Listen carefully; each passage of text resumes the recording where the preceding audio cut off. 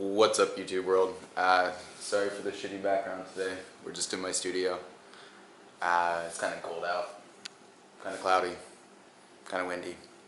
So we're here. Today I'm talking about the book Blink by Malcolm Gladwell, not Malcolm Caldwell. Blink is about, the subtitle of the book is The Power of Thinking Without Thinking. And it's basically about the power of intuitive insight. The intuitive edge and kind of unconscious awareness we all have about certain things, and the unconscious awareness that you can develop over time with expertise and understanding and a deep kind of like kinesthetic almost understanding of something. So the first example he uses is of a statue that was taken to a museum. Somebody was trying to sell it as this ancient Greek statue. And the museum spent like millions of dollars in a year testing the statue in various ways to determine if it was genuine or not. They ended up deciding it was genuine, and they bought the statue for, a ridiculous price that only a museum could afford. And the first few times, any expert who looked at it said, well, that doesn't look right. Any expert that actually looked at it after they had bought it said that it was fake. They couldn't really pinpoint why they said it was fake. They'd say it was like something about the fingernails or something about the way the feet are, just any little thing. But the point was, all these experts had this gut feeling. These people who had been around these old statues, who had studied them for years and years and years, had this gut feeling that this statue that the museum had just bought was fake.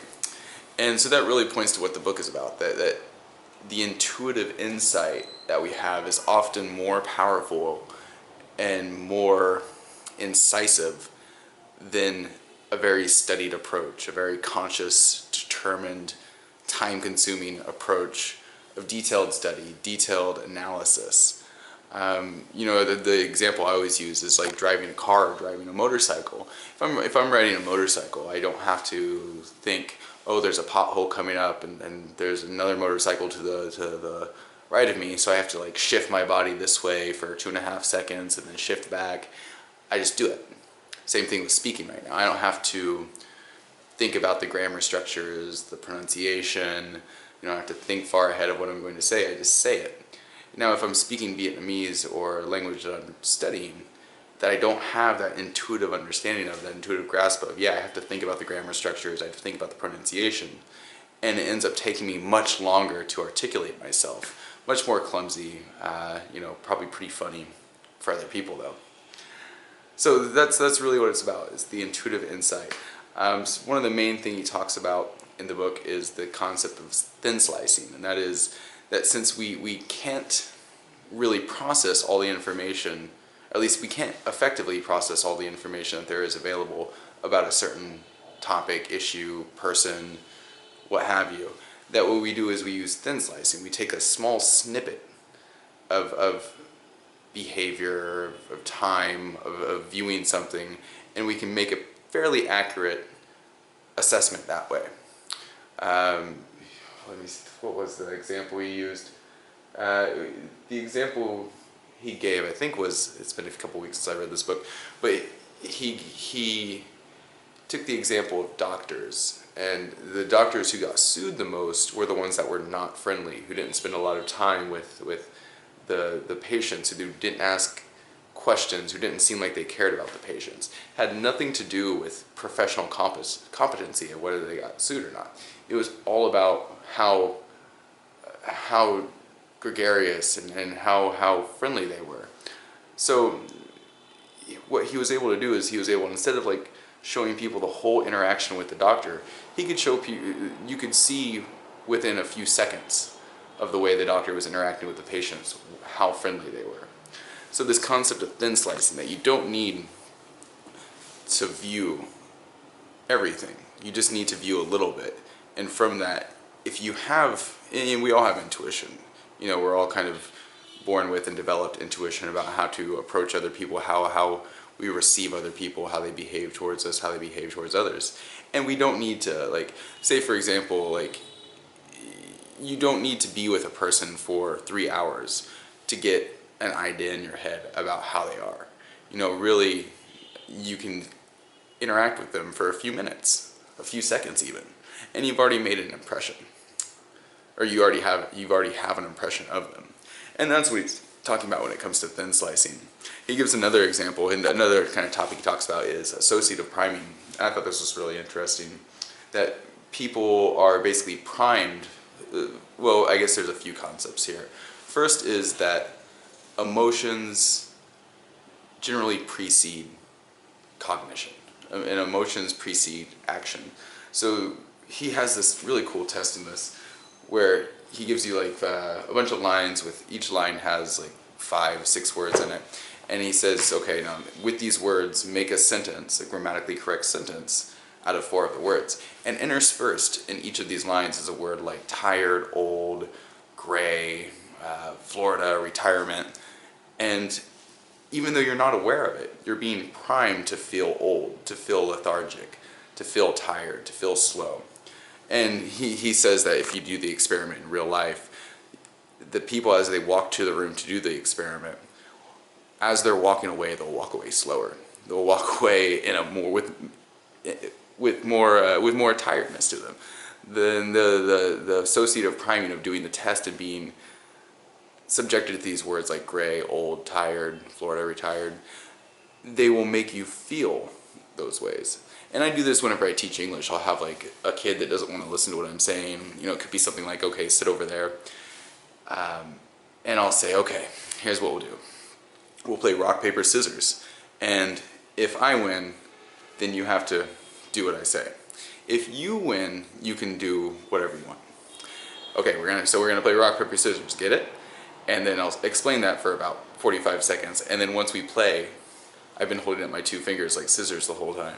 Once we play, they always, 9 times out of 10, will throw out the scissors. So I just have to throw out the rock. I win, they do what I say, without much of an argument. It's kind of tricky, kind of sneaky, kind of deceptive, but it works. Don't tell them that. There's a couple other things that he goes through in this. Let's see, back to the topic of thin slicing. So people are fairly consistent with their behaviors. You can't really fake these things. You can for a little bit, but people generally have behavioral signatures. You know, the way that they act is fairly consistent. So it's not like, it's fairly difficult to fake being outgoing. I mean, you can, and you know, if you want to become more outgoing, you're gonna have to fake it until you make it. You're gonna have to, you know, put out those actions to kind of receive the emotions and the cognition of it, the dialectic of it, I suppose.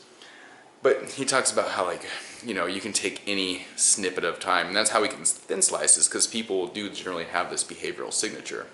We can thin slice people's behaviors. We can look at any clip, any moment of time of them acting, and they're generally going to be acting the same way, whether it's they're an outgoing person, they're a shy person, they're a disgruntled person, they're an unhappy person, a happy person, what have you. And that's how thin slicing can work. He also goes into like the power of appearances. You know, something as superficial as height, for example, is very important when it comes to like who gets promoted into higher levels of business management, like CEO positions. You know, this is relevant for me since I'm like 5'7". I don't really expect to become CEO. That's not really my goal anyways, so I'm happy about it. But nonetheless, you know, I mean, it's good to be aware of like how people's perceptions, especially the things you can change a little bit. You know, I can always wear higher shoes if I want to carry more of an air of authority and what have you. But prejudices do matter in this sense, because they affect how people relate to you. They affect how people respond to you, treat you, behave with you. And some things you obviously can't change. You know, nobody can change their gender or their skin color. Please don't make some horrible video about how I'm some misogynist because I said people can't change their gender. That's a totally different discussion, and maybe one day we'll have that, but generally this isn't the point of this YouTube channel. Anyways, I know you're gonna make that video now. So let's see. So it's good to have an intuitive awareness, and it's something that develops over time. You know, the first time you drive a car, you don't have that intuitive awareness. You have to think about everything, and it's very nerve-wracking. It's, you know, and you can't drive that well. But after a few years, you have that intuitive awareness. You don't have to think. It's very easy.